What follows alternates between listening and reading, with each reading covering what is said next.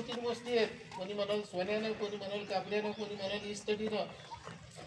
परंतु डॉक्टर बाबासाहेब आंबेडकर पूर्ण विश्वभर जर प्रकाशामध्ये आले असतील तर त्याचं एकमेव कारण होतं त्यांच्याजवळ असलेलं ज्ञान. मला ज्ञान अशी गोष्ट आहे की जगाच्या पातळीवर आज डॉक्टर बाबासाहेब आंबेडकरांना सिम्बॉल ऑफ नॉलेज म्हटलं जातं. विदेशामध्ये पुतळे बांधले जातात. पुतळा हे काय, एक येणाऱ्या पिढी पुढं आदर्श आहे. त्या व्यक्तीला पाहिल्यानंतर पण व्यक्ती कोण, याच्या बाबतीत काय, नवीन येणाऱ्या विद्यार्थ्यांनी त्यांच्यापासून प्रेरणा घेतली पाहिजे, शिकायचं आहे. आज आपल्या शाळेमध्ये हा कार्यक्रम घेत असताना बाबासाहेबांनी जे आरक्षण केलं त्या गोष्टीची आज मला आठवण झाली. माझ्या नोकरीतला बोललो मागायची 14 एप्रिल हा शेवटचा आहे, पुढच्या वर्षी मी शाळेत असणार नाही. मला आठवण झाली माझ्या इंटरव्ह्यू, जेव्हा परीक्षा झाली. इंटरव्ह्यूला मी अकोल्याला गेल्यानंतर बसलेलो होतं.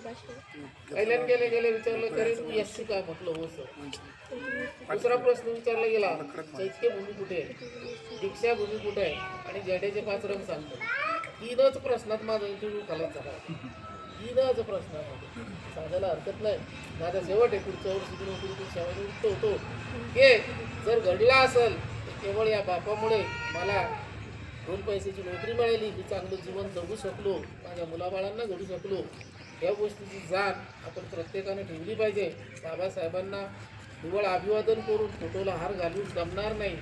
त्यांच्यापासून शिक्षणाच्या द्वारा सगळ्यासाठी मोकळं केलं. ते शिकायचंय, मोठं व्हायचंय, वेळ द्यायचा आहे आणि कुठेतरी त्यांनी जे जेवढं शिक्षण घेतलं त्यातलं एक जरी घेतलं तरी स्वतःच्या पायावर उभे राहता.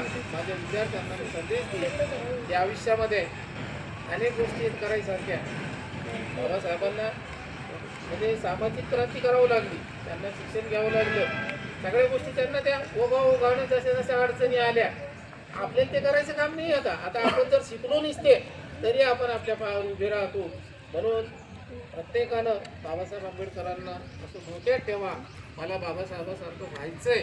एवढं जरी आजचं प्रसंगी तुम्ही मनात ठेवलं तर हा कार्यक्रम यशस्वी झाला नाही असं म्हणजे. या ठिकाणी आपण सर्वजण उत्साहानं दरवर्षी येतो. विद्यार्थ्यांना सांगितलं जातं या रे परंतु सुट्टी असल्यामुळे विद्यार्थी टाळाटाळ करतात.